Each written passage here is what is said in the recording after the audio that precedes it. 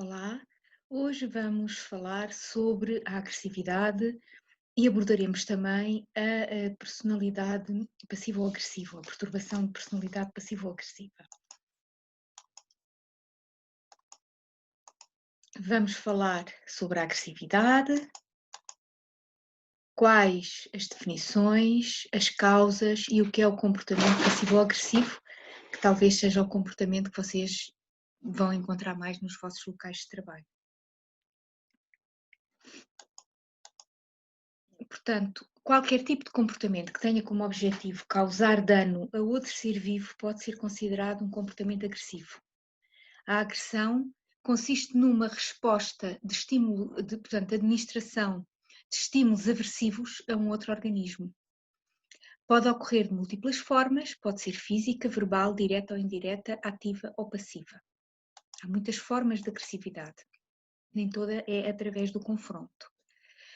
Há a agressão reativa, em que o agressor encontra-se num estado emocional negativo acentuado, portanto, em resposta a uma provocação ou um estado de frustração. E é a zanga a condição pré-existente ao comportamento agressivo. O indivíduo está zangado com algo e reage a essa ira, a essa zanga. Portanto, há uma condição pré-existente. Na agressão proativa, o indivíduo não está propriamente zangado com algo, pretende apenas que a outra pessoa sofra. Portanto, não está sob um estímulo emocional forte, mas pretende ativamente que o outro sofra. Encontra formas premeditadas para que a outra pessoa sofra. A violência é um tipo de agressão que visa causar dano extremo. E nesse sentido, toda a violência é agressão, mas nem sempre a agressão é violência. A ira ou zanga é uma reação emocional complexa que ocorre quando os indivíduos acreditam que foram tratados de forma injusta. Portanto, a zanga é normalmente associada, ou é normalmente a resposta associada ao sentimento de injustiça. O comportamento agressivo é ancestral ao ser humano, é instintivo e, portanto, é tão ancestral que numa situação de agressão nós conseguimos imediatamente distinguir o agressor da vítima. E a maior parte dos autores concorda que para ser considerado comportamento agressivo tem que haver intenção de causar prejuízo. Portanto, existem situações em que os indivíduos causam danos uns aos outros, mas sem intenção, e aí não podemos considerar comportamento agressivo. Tem que haver um dano voluntário no outro indivíduo. Outro comportamento agressivo é a hostilidade que ocorre ao longo do tempo e que é um conjunto de atitudes de inimizade, oposição, má vontade, predisposição para avaliar negativamente os outros e muitas vezes acompanhada do desejo de infligir ou de ver causados danos. Portanto, é algo mais duradouro no tempo. Ser sujeito à hostilidade, portanto, no local de trabalho, é extremamente, ou na família, causa mesmo danos aos indivíduos. É quase considerado, muitos comportamentos de bullying são considerados hostilidade. E o que causa o comportamento agressivo? Quais são as origens? Há duas classes de variáveis para esta resposta. As que pertencem ao indivíduo, portanto, autores que dizem que existem pessoas com mais probabilidade de serem agressivas, que o seu património genético determina as suas respostas agressivas, e outros autores que referem que são sobretudo fatores de ordem contextual, de ordem do meio, que fazem com que o indivíduo reaja agressivamente. As teorias psicológicas mais, portanto, iniciais associam a agressividade à própria natureza humana. Para sobreviver, o ser humano teve que ser agressivo.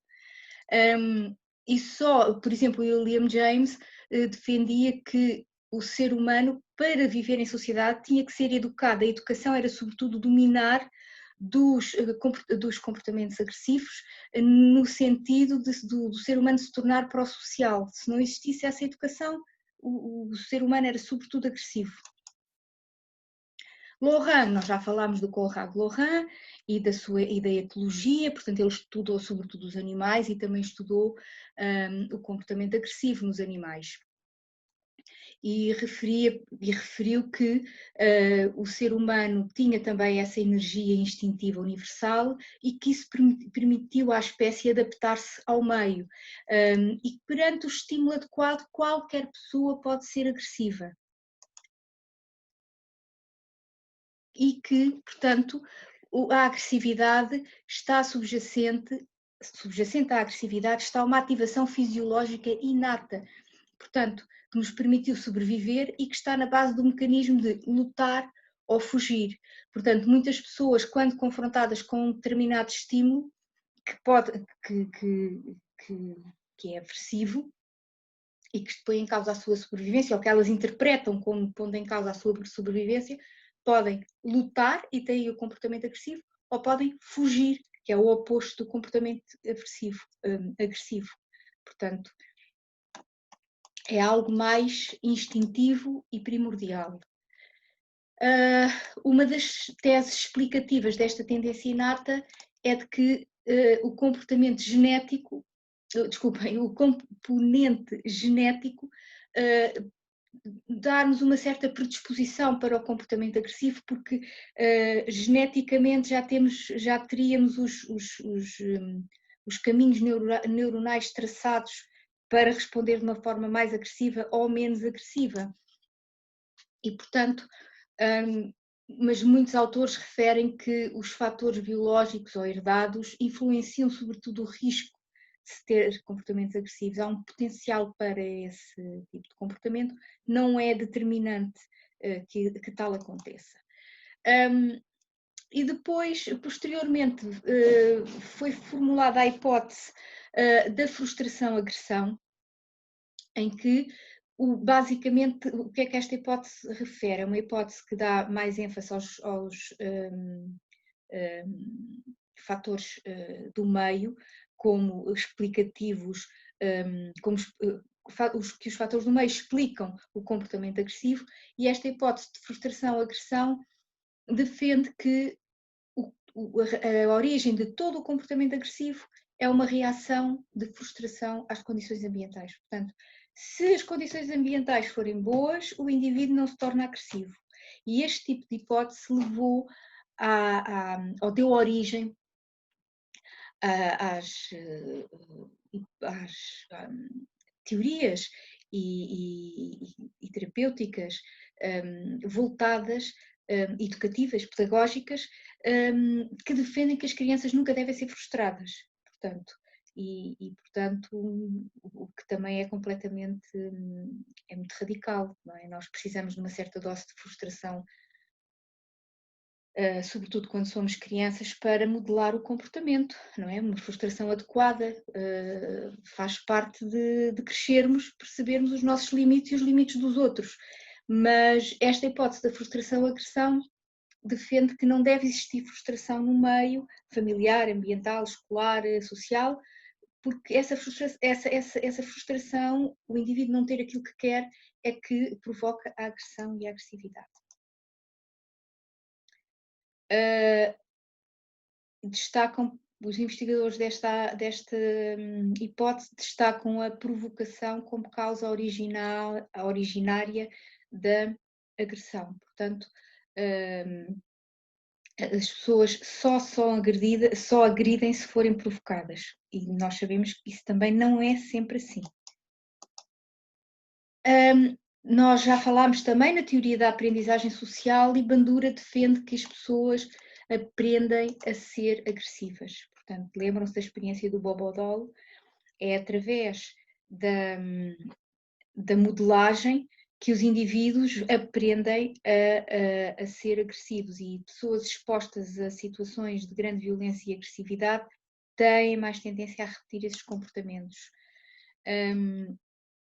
Depois, os modelos da psicologia cognitiva, nos anos 80 e 90 do século XX, defendem também que o comportamento agressivo é controlado e autorregulado pelo próprio indivíduo e, portanto, depende da forma como os indivíduos interpretam os estímulos que os rodeiam. O que é frustrante para um indivíduo pode não ser para outro e, portanto, depende muito da forma como constroem, como os indivíduos constroem os significados. Assim dependerá a sua resposta mais ou menos agressiva. E, portanto, o comportamento agressivo é desencadeado por um processo de avaliação complexo, interagem variáveis pessoais, como a personalidade, e que formam o potencial individual da agressão. Portanto, temos fatores individuais, fatores do meio e que, portanto, é um fenómeno complexo, não se pode explicar apenas tendo em conta fatores genéticos ou fatores ambientais. É um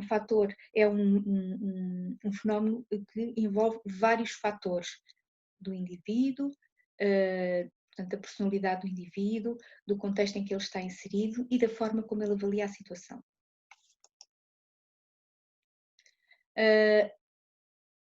Portanto, também é importante portanto, salientar só que esta relação entre os traços de personalidade e a agressividade, parece existir uma correlação entre extroversão e agressão, ou seja, uma correlação positiva significa que quanto mais extrovertida for a pessoa, maior será a facilidade com que tem comportamentos agressivos, ou maior número de comportamentos agressivos terá. Quanto mais introvertida, menor número de comportamentos agressivos terá, ou menos agressiva será. E também outros autores destacam um maior risco de violência para pessoas com comportamentos antissociais ou características do tipo borderline, portanto, pessoas com doença mental.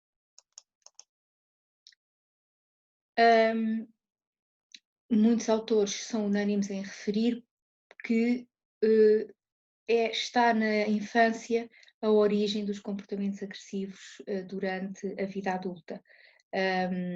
Portanto, as técnicas parentais desadequadas, muito assentes na agressividade e na violência, vão gerar crianças e adolescentes que poderão utilizar as mesmas técnicas abusivas e, portanto, podem repetir o padrão de violência de geração em geração.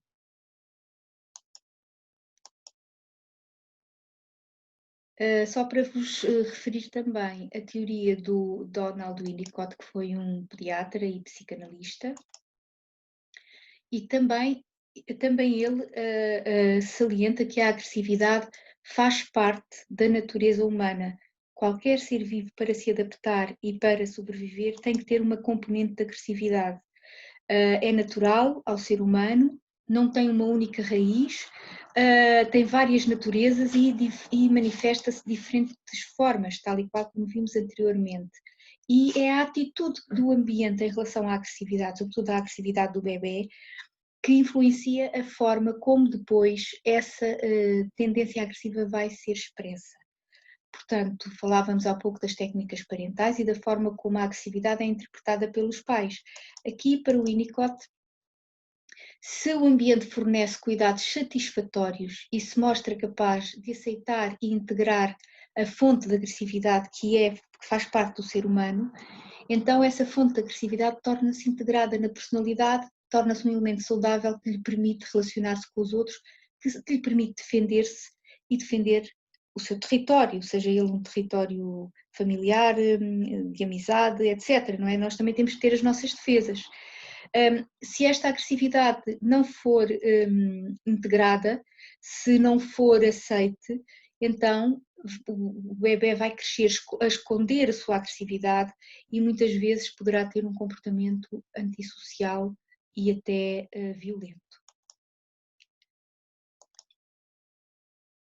E uma outra forma de agressividade, que é o comportamento passivo ou agressivo, e que talvez seja aquele tipo de comportamento que vocês irão encontrar mais no vosso local de trabalho.